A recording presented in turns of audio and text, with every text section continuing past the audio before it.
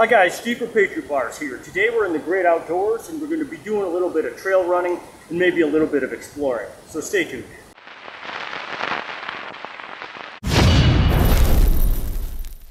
As you can see guys, we're in the great outdoors, and although you can run inside a gym on a treadmill, and I've done that plenty of times, or in the treadmill in my garage before it broke, what I like about trail running is that, well, you get to exercise your feet and legs in a way that you can't on a flat surface. The different variations in the terrain and the trail itself exercise the small muscles of your feet, and I find that to be very valuable. If I only run inside or ruck inside for a period of time and then I go back into the woods, well then my feet ache a lot. So it's important to get out into nature to do your running, in this case trail running, whenever you can. You might find something like this, and you might even be able to do, a little bit of calisthenics. Now they say you can use whatever you have, and in this instance I think you really can. You'll notice the one hand's higher than the other, but I can always turn around and do something from the other side to balance it out. And, I'm having fun. Not perfect.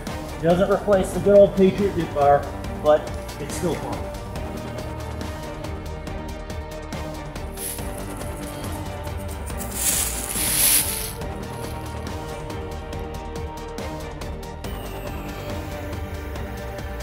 Little hills like this are great for running up and down. It doesn't take much but a few hill sprints to really get you in it. Like they say, hill sprints will make you a cyborg. I'm not a cyborg yet. Unacceptable. That one running down, I like to go slow because it's really easy to trip, wipe out, and you just got to be careful, especially going down.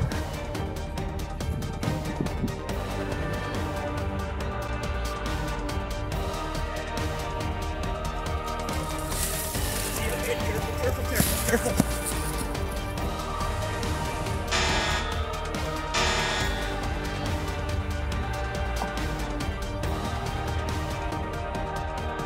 You gotta remember, when you're climbing up on something like that, number one, it is kind of dangerous. Always have somebody with you. I've got my cameraman Charlie here with me in case I fall down and twist an ankle or something like that, or have any other type of issue.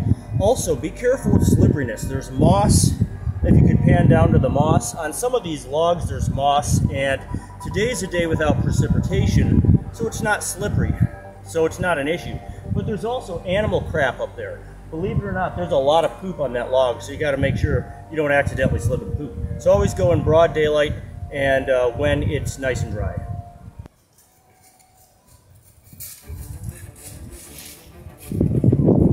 Guys, another thing to be a little bit aware of is these things. They can kind of,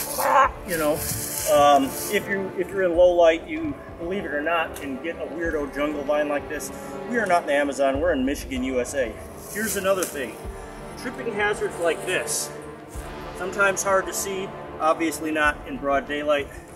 But one thing that you have to be very aware of is accidentally tripping and falling and puncturing your testicles or something on. There's lots of little things that can poke you really hard, and you're not going to have any protection. So if you fall, protect your groin there.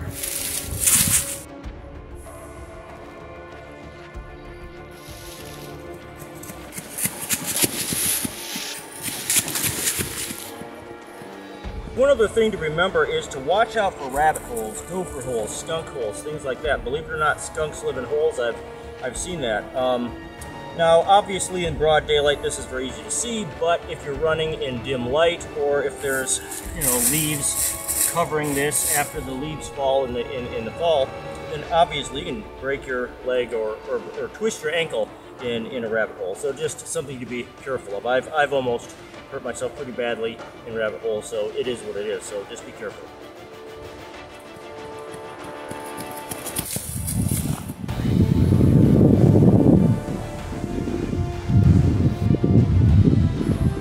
One other thing I like about training in the outdoors is obviously breathing fresh air.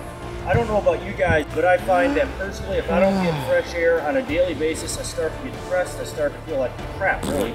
So as much training as I can do in fresh air, I do that. And in years past I didn't, but I suffered for it. Also, the good thing about being out in the woods is you get to practice balance and agility in safe ways. Now, I'm very steady up here. You'll notice that I could walk down this thing, but I don't think that's super safe, so I'm just not going to do it. Other parts of the trail have logs that you can balance on that are very safe, so always make sure that you're not risking setting yourself back with a stupid injury for no good reason. See, this is what I'm talking about, guys. There's no real danger here. I'm only a few feet up off the ground. I'm looking at the log as I walk. See, there's a little bit of rot here, but it's still very solid, so this isn't going to hurt me. No shame in, this isn't a tightrope act. You're not here to, act like Robin from Batman. You're just, getting some solid agility training in a safe environment. Not going crazy, not going crazy. Just doing my best here. If I start to fall, I reach out and I grab something. Simple as that. Nice and slow, but believe me, your body will thank you and reward you with increased agility. This is what I mean about rotten wood. If it looks like this, don't step on it. Look, you can kind of pull it apart really easily, and it's just crumbly. So if the log looks like this, obviously I don't step on it.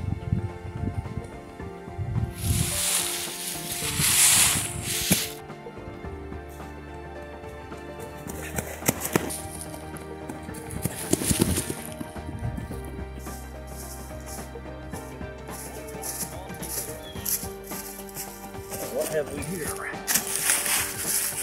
One thing to remember when you're out on the trail is that there's a lot of man-made objects that are pretty big tripping hazards. That's half of a cinder block that was stuffed in here probably to make a little bit of a trail, but you run around at night or something like that. This is a massive tripping hazard, just something to be aware of. You'll find stuff like this out in the woods all the time, unless you're literally in the middle of nowhere, but most of us aren't.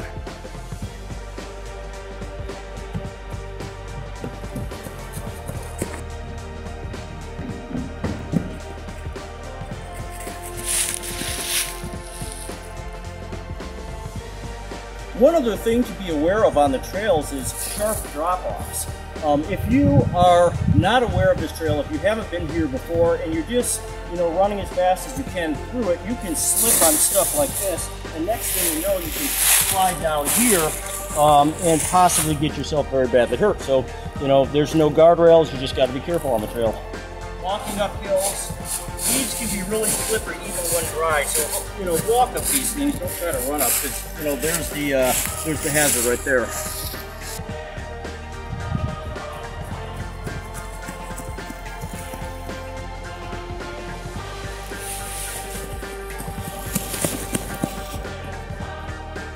Sometimes when you're out in the woods, you'll find some interesting little man-made things like this. I'm not sure who put this bridge here. It was probably just some nice citizen, but you got to respect things like this when we find them in the woods. Just use them, but never abuse them. And look what we would have to cross if it weren't for their consideration. So I appreciate whoever built this nice bridge here.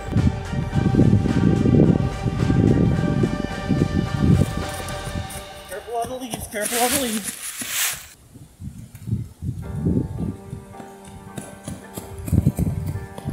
Here's another good example of something you can use for agility, because you can see I'm not very far up. If I fall, no big issue. It's a little rot on this side, but we're not too worried about it.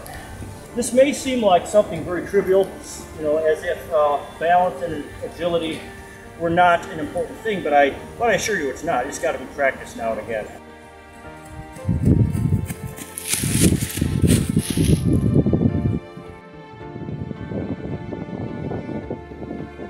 It goes without saying, but when you're in the woods, you might find fruit.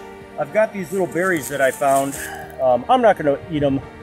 You never know what they are.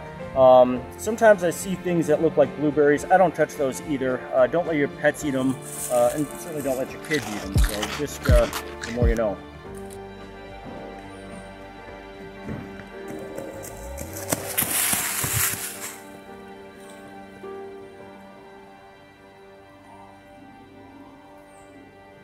Real quick, I wanted to talk about the boots I'm wearing. These are Danner Reckoning boots. They're not trail running boots, they're just grunt boots, but they work for me. I honestly have never owned trail shoes, and I might never, but the Danner boots work for me. Now guys, a lot of you already know this, but here's a quick tip for keeping your shoelaces or your boot laces from coming untied. A lot of people do one knot like this, floppy, floppy, not good. So what you want to do is a second knot, and then you tuck it in like this. Now I'm well aware that there are many other methods for tying your boots, including tucking it under, lacing it around, flopping it, tying it around the back, tying and then flopping it in, but this is what I like. Double knot, flop it in, get your BDU pants tied up nice, flop it over like that. This works for me. Another consideration when out on a trail, depending on how far away from civilization you're going, is what pants you're wearing. These are standard cotton BDU pants. They got the side pockets. I got my snacks in a bag to pack my trash out in so I never leave trash behind. I've got gloves. I've got some blue towels in case you need to blow my nose or something like that.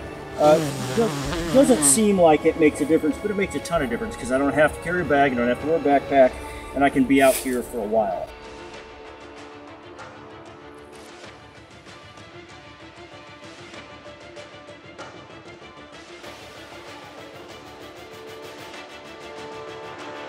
Well guys, I hope you enjoyed spending this time out in the great outdoors as much as I did. I'm no professional athlete, I'm no great runner, but that doesn't stop me, and it shouldn't stop you either. As long as you're able-bodied, you should go outside, train in the fresh air as often as possible, and make sure that your cardio is at least reasonable. You don't want to get gassed out in the middle of an emergency or a fight or anything like that. Until next time.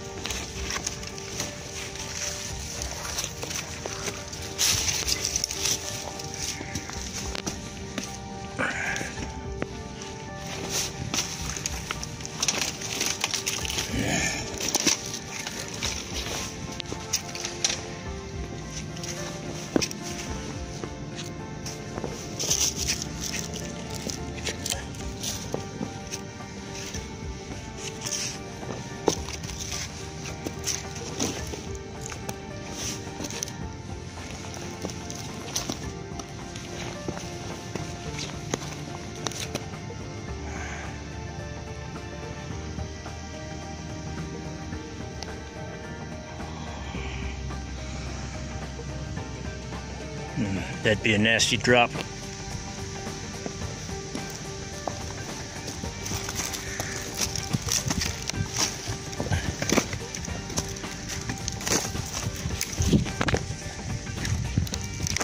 Almost fell there.